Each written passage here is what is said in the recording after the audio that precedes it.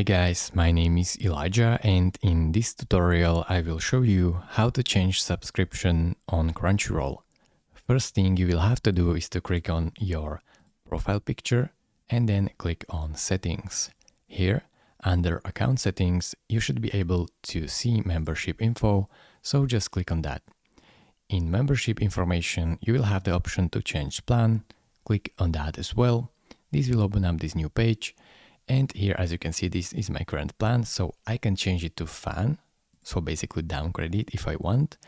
So just click on choose plan, and then it will transfer you to this page where it asks you that if you want this plan to change, and you can finish checkout. As you can see, it is for 0, so click on finish checkout.